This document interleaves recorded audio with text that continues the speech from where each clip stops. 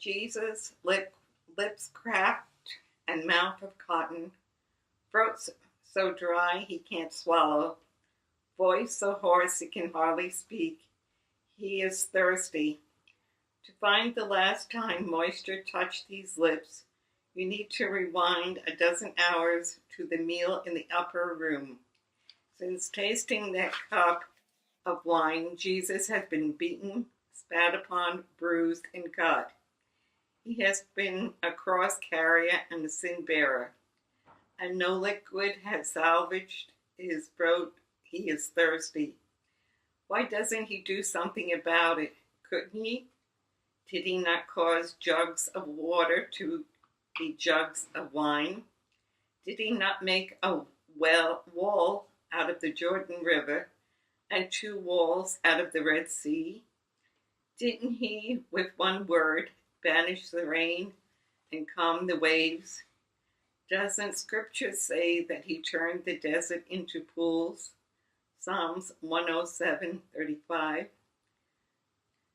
And the hard rock into springs, Psalms 114:8. Did God not say, I will pour water on him who is thirsty, Isaiah 44:3? If so, why does Jesus endure thirst? While we're asking this question, add a few more. Why did he grow weary in Samaria, John 4:6, disturbed in Nazareth, Mark 6:6, and angry in the temple, John 2:15? Why was he sleeping in the boat on the Sea of Galilee, Mark 4:38, sad at the tomb of Lazarus, John 11:35, and hungry in the wilderness, Matthew 4:2? Why did he grow thirsty on the cross? He didn't have to suffer thirst, at least not at the level he did. 6 hours earlier, he had been offered drink, but he refused it.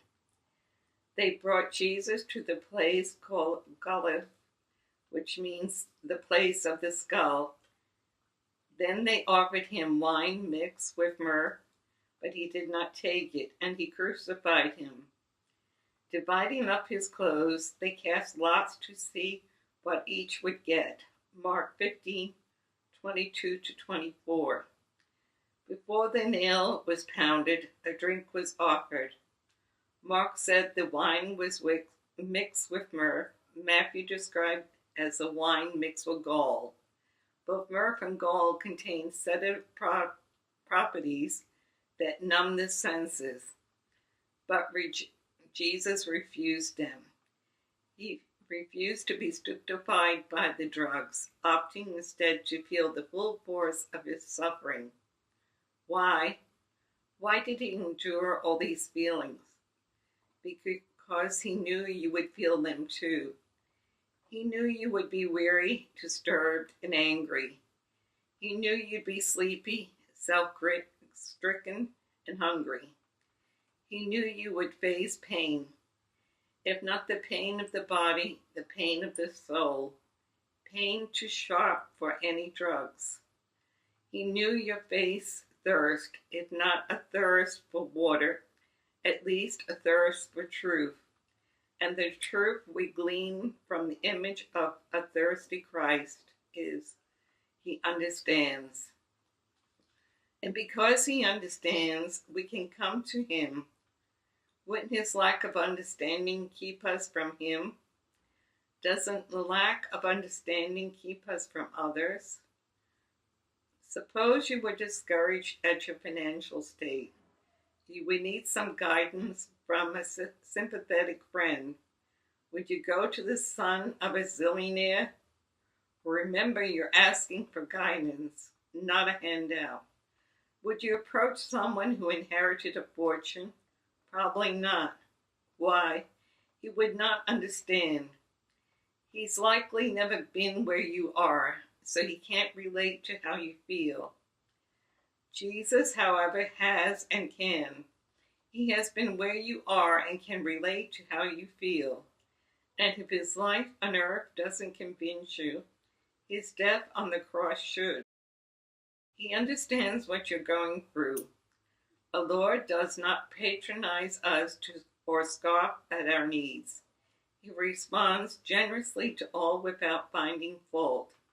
James 1:5.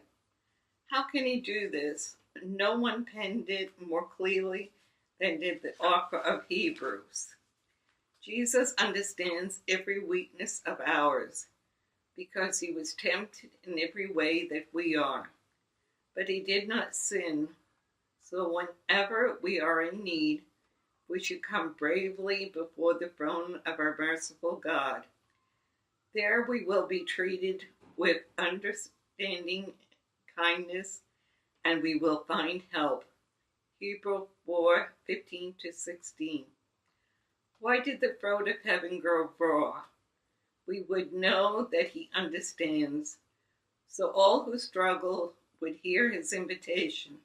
You can trust me.